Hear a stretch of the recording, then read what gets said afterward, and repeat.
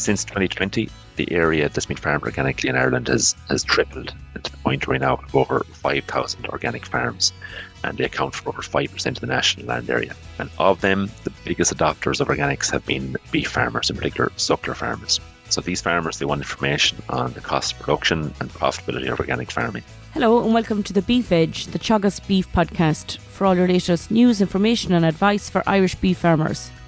I'm Catherine Egan, and with the launch of the GROFarmS project at the National Beef 2024 Open Day, I'm joined by Teagasc Organic Specialist Elaine Leavy and Teagasc researcher Kevin Kilcline to discuss the role of this research programme in the coming years and the organic events taking place in the coming weeks.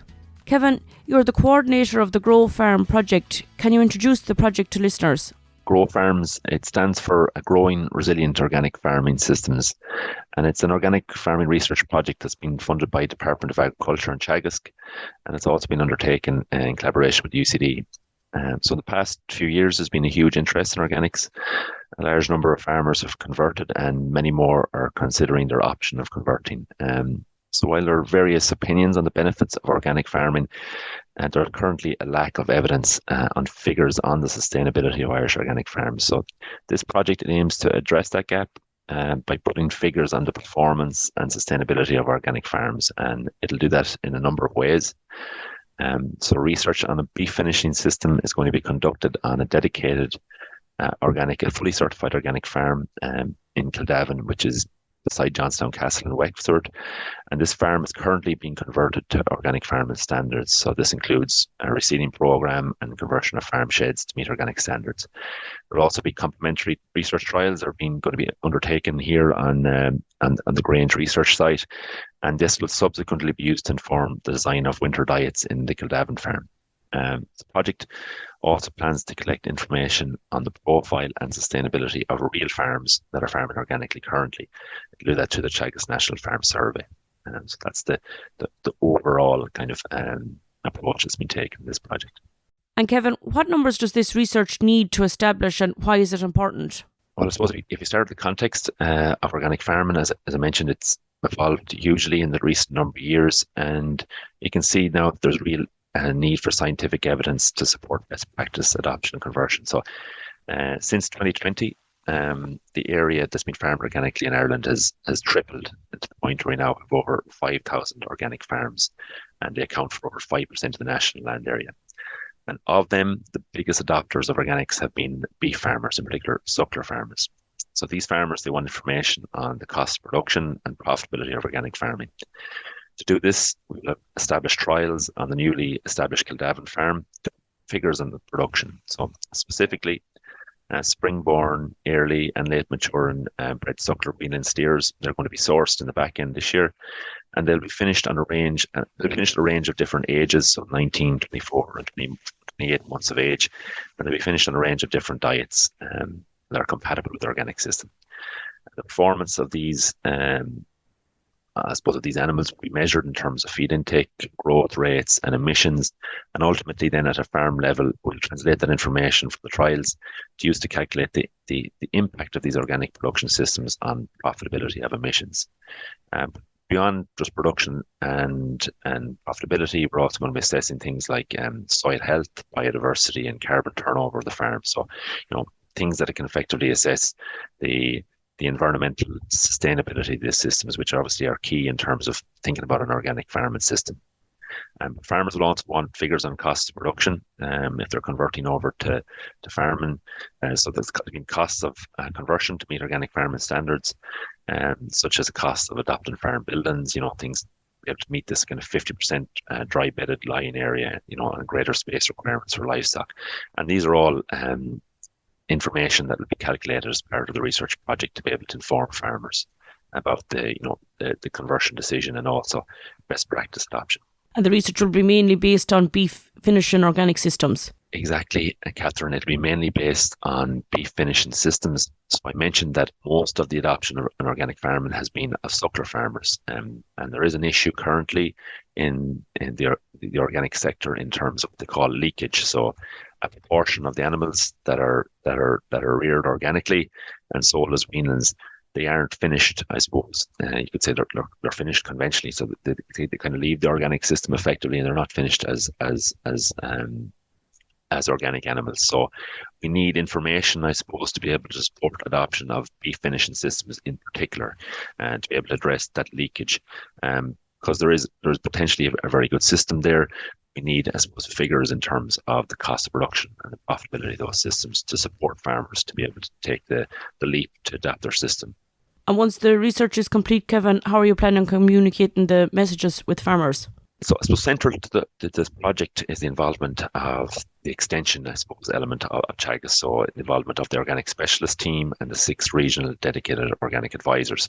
And they'll have a key role in guiding the research, providing feedback with farmers to inform the design of research trials, and also communicating messages from research with farmers and demonstrating practices. So we see this already in the development of the Kildavin farm, where the specialist team have been important in guiding the conversion of the farm to organic standard, and the design of the trials are supposed to reflect what is required to meet organic standards, but also the practices that are currently being applied by Irish organic farms. So it's important to have this expert input that's based on the experience of interacting with real organic farmers on the ground, who already have that experience of converting and farming organically. And as results from the project that emerge, we'll be communicating through Teagasc Open Days, such as the event here today at the Grange Beef Open Day, and also other farm walks, such as the farm walks as part of the Growing Organics Monitor Farm Programme, which we use to showcase these kind of best practice technologies being applied on real farm scenarios. In addition, obviously, the 6 new organic advisors appointed by Teagasc in the last 12 months will be organising farm walks across the country, and that would be an opportunity to be able to communicate updates from the project also. The findings of the research also be presented in time at conferences such as, BioFarm Conference, which is a national biological farming conference that's organised annually by NOTS, the National Organic Training Organisation. And as organic farming is news to most farmers and indeed advisors, there are many questions related to cost of production, profitability, environmental benefits.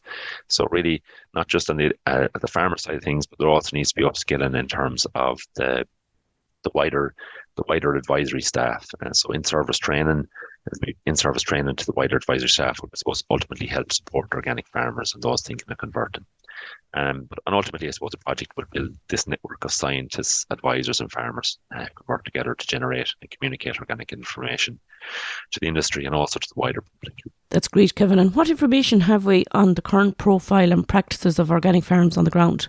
Detailed production data through the Teagasc National Farm Survey across the main farm systems throughout the country. But up to this point, we lack information on organic farms.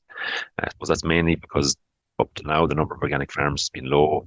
But obviously, that's changed with the increasing interest, the uptake, and also the targets to support further growth in organic farming. So currently, there's a pressing need for this information across the profile of organic farms. So to get this information as part of the project, we plan to extend the Teagasc National Farm Survey to include a sample of organic farms. Just by way of background to listeners, the Teagasc National Farm Survey is the longest running research project in Teagasc, going back to before our accession to the EU, and it's published statistics on farm incomes annually for over 40 years now. So through this National Farm Survey, we're going to capture information on a sample of organic beef farms across the country, and that'll show the different production practices that are currently being applied on farms, what that means in terms of cost of production and profitability. But also we'll be able to explore, I suppose, what are the drivers, I suppose, what's driving the farmers to adopt, why are they choosing to move into organic farming. But beyond the financials as well, we'll be able to use the survey to identify environmental and social sustainability. So we know that organic farming practices have the potential to support high levels of environmental sustainability. And through the survey, we'll now be able to gather information on what that means and how they compare to conventional farms. So things like in terms of greenhouse gas emissions and also metrics associated with water quality, etc.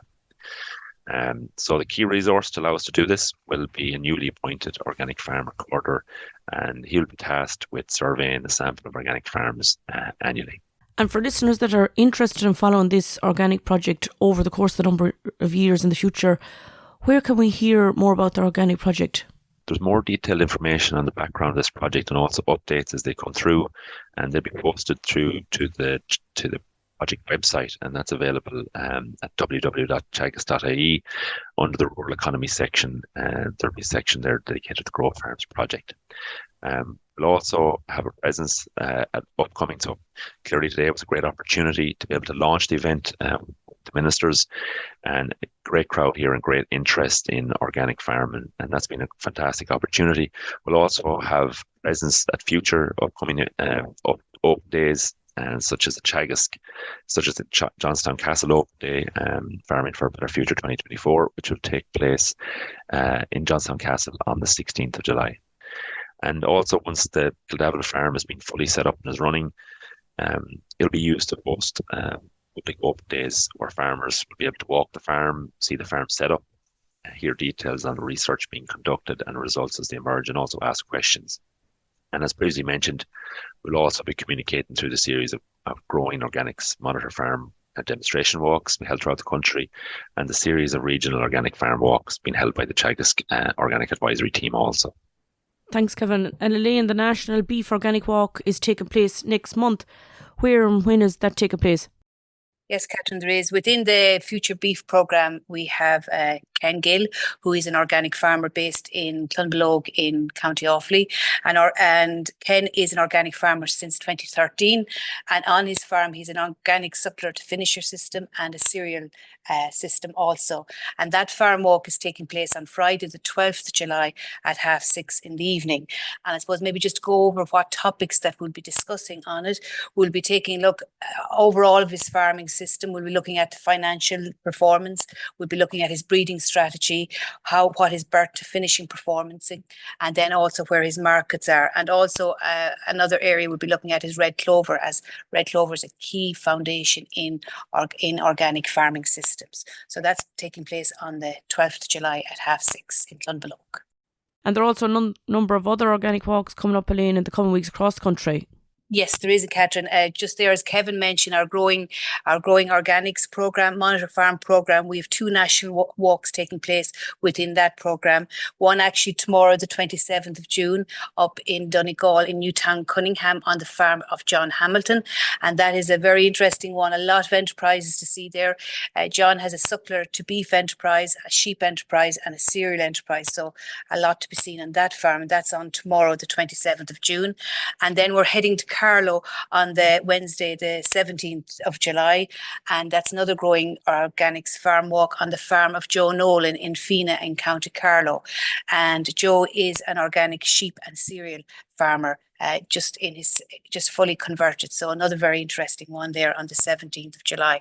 And also, as Kevin mentioned there, the Johnstown Castle Open Day on the 16th of July, we'll also be having an organic stand there, similar to what we have here today. Great interest today here, Elaine, on the organics stand. Is there an opportunity for farmers that are interested in organics to join again at the end of the year, or is there any update on when the scheme will open?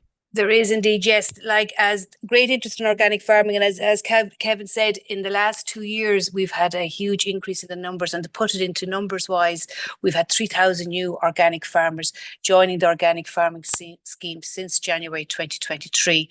And as you asked there, Catherine, the expectation is that the organic farming scheme, it opens in the autumn time of the year. So it'll be opening, all going to plan, in November of this year for new applications and new people to come in and look here on the stand today. If anybody can see the actual, what the scheme is, what to people is here on the stand today. That's great, Elaine. Thanks very much. Thanks, Kevin, for joining us on the show.